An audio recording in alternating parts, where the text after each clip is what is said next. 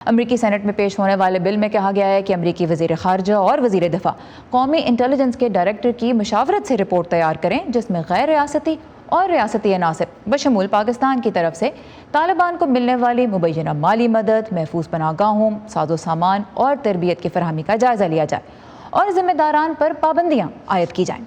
جواب میں پاکستانی دفتر خارجہ نے کہا ہے کہ پاکستان مسلسل یہ کہتا رہا ہے کہ افغان تنازع کا کوئی فوجی حل نہیں ہے اور صرف بات چیت ہی مسئلے کا حل ہے، لہٰذا امریکی سینٹ میں ایسی قانون سازی کی کوششیں غیر ضروری اور خطے میں پاک امریکہ تعاون کے لیے نقصان دہ ہو سکتی ہیں۔ ہمارے ساتھی مونا کاظم شاہ نے امریکہ کے سابق مشیر برائے قومی سلامتی جان بولٹن سے یہ جاننے کی کوشش کی کہ اگر پاکستان سے فضائی مدد اور over the horizon intelligence support میں تعاون کے لیے بات چیت ہو رہی ہے تو امریکہ کسی ملک پہ بھروسہ نہ کرنے اور پھر اس سے مدد مانگنے کا جواز کیسے پیش کر سکتا ہے؟ Well, it's a very good question and one that the United States hasn't answered very well for the last 20 years or more. I think یہ ایک بہت اچھا سوال ہے اور پچھلے 20 سالوں میں امریکہ اس کا تسلی بخش جواب نہیں دے سکا ہے۔ میرے خیال میں اب امریکہ کے لیے پاکستانی لاجسٹیکل سپورٹ کی ضرورت بہت کم ہو چکی ہے۔ میں افغانستان سے انخلا کے خلاف تھا کیونکہ میرے خیال میں کئی وجوہات کی بنا پر ہم پہلے کے مقابلے میں بری پوزیشن میں آ گئے ہیں۔ ہمارے پاس پاکستان کی لاجسٹیکل سپورٹ کے بدلے میں بہت سے متبادل موجود ہیں۔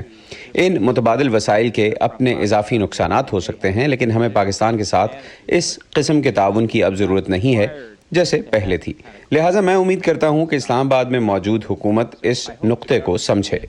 اب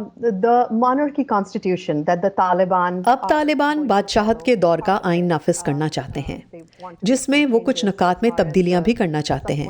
ایسا لگتا ہے کہ طالبان نہ صرف افغان آبادی بلکہ بین الاقوامی برادری کی خوشنودی حاصل کرنے کی کوشش کر رہے ہیں۔ اس بارے میں آپ کی کیا رائے ہے؟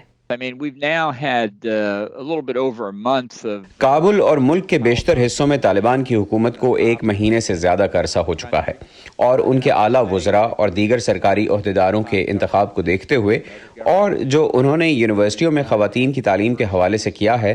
اور جو ملک بھر سے ہم نے رپورٹیں دیکھی ہیں اور سنی ہیں، ان سے مجھے کوئی ایسا اشارہ نہیں ملتا کہ طالبان کی یہ حکومت 1990 کی دہائی کی حکومت سے کچھ مختلف ہوگی۔ اور میں کہوں گا کہ دنیا بھر میں بہت سے آئین موجود ہیں جن میں بہت خوبصورت زبان استعمال کی گئی ہے، جن کی عوام حمایت بھی کرتی ہیں، مگر حکومتیں اس پر توجہ بھی نہیں دیتی۔ تو دستاویز میں موجود الفاظ کی کوئی حقیقت نہیں بلکہ اصل چیز دستاویز ہے جو اہمیت رکھتی ہے۔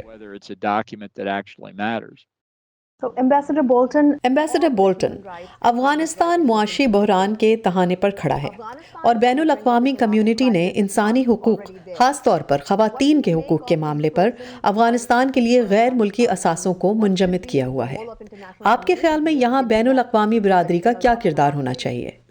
Well, they do provide leverage over the Taliban, but I don't see any evidence at this point that ہاں، ہم اس کے ذریعے طالبان پر دباؤ ڈال سکتے ہیں، مگر کیا طالبان اس دباؤ میں آئیں گے؟ مجھے نہیں لگتا۔ مجھے اس وقت کوئی امید نظر نہیں آ رہی۔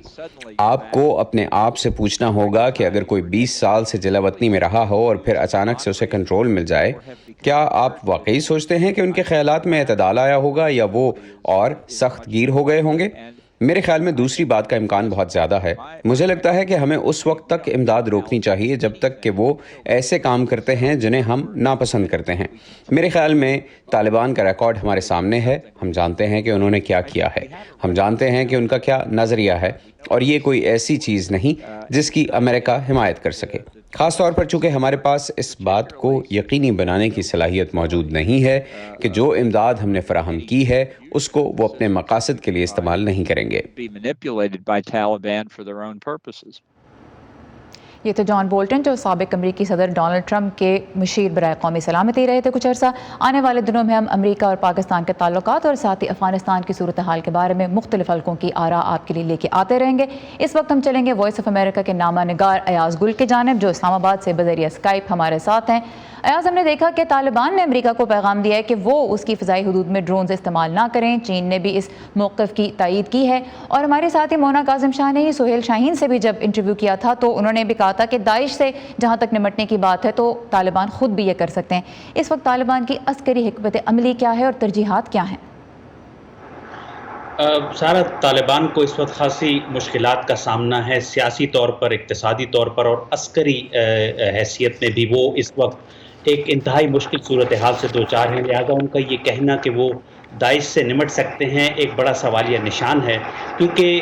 طالبان نے اب تک جو بھی کارروائیاں کی ہیں گزشتہ 20 سال کے دوران وہ ایک باقاعدہ فوج کے خلاف کی ہیں جس نے یونیفارم پہنا ہوتا تھا، اور اس کے خواہ وہ امریکی فوجی ہوں یا افغان فوجی، ان کا باقاعدہ ایک یونیفارم تھا جسے دیکھ کر طالبان حملے کیا کرتے تھے. لیکن داعش جو جس طریقے سے افغانستان میں کارروائیاں کر رہی ہے وہ عام افغانوں کے لباس میں، وہ عام افغان ہیں، لہٰذا ان کے خلاف کس حد تک مؤثر انداز میں طالبان کارروائیاں کر پائیں گے، کیا ان کی حکمت عملی کامیاب ہوگی، اس حوالے سے کچھ کہنا قبل از وقت ہوگا. تو ایک تو یہ کہ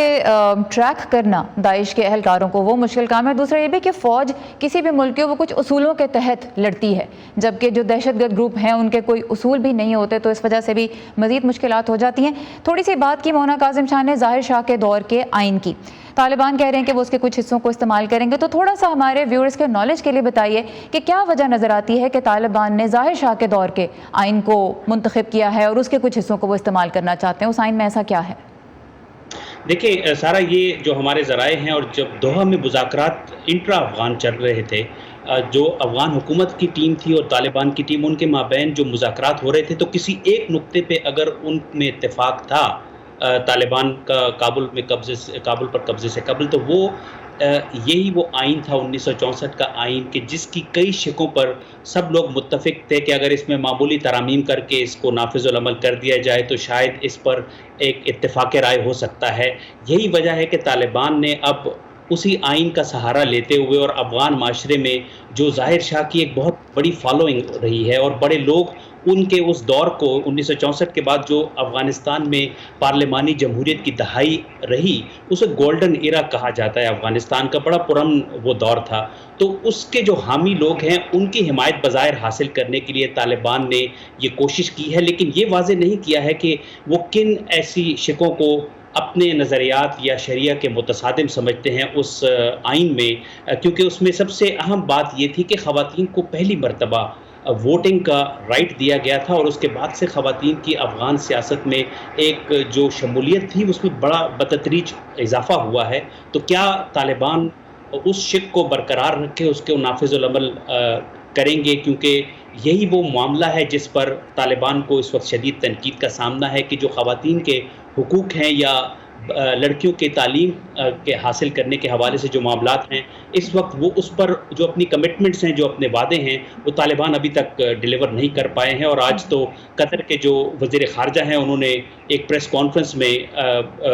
واضح طور پر کہا ہے کہ قطر کو انتہائی مایوسی ہوئی ہے خواتین کے حوالے سے جو طالبان نے اب تک اقدامات لیے ہیں. اور آپ کو پتہ ہے کہ یہ قطر ہی ہے جس کی حمایت سے امریکہ اور طالبان کے درمیان معاہدہ ہوا تھا، اور قطر نے ابھی بہت کلیدی کردار ادا کیا ہے، خاص طور پر کابل ایئرپورٹ کو فعال کرنے میں، اور قطر بہت قریبی تعلق رکھے ہوئے ہے. تو اگر قطر مایوس ہے تو اس بات کی نشاندہی یہ کرتا ہے کہ طالبان ابھی تک وہ وعدے نہیں پورے کر پائے ہیں، جس کی حوالے سے نہ صرف افغانستان کے اندر بلکہ بین الاقوامی برادری میں خاصی تشویش پائی جاتی ہے. اور یہ بھی سوال پیدا ہوتا ہے یہاں پہ کہ خود قطر کتنا انفلوئنس، کتنا اثر و رسوخ اس وقت طالبان پہ رکھتا ہے. اسپیس تو دی ان نیگوشیشنز کے لیے بھی، لیکن کیا اثر و رسوخ ہے، اس پہ بھی ایک سوالیہ نشان ہے. آج گل ہمارے ساتھ تھے اسلام آباد سے، بہت شکریہ آج ان ڈیٹیلز کے لیے.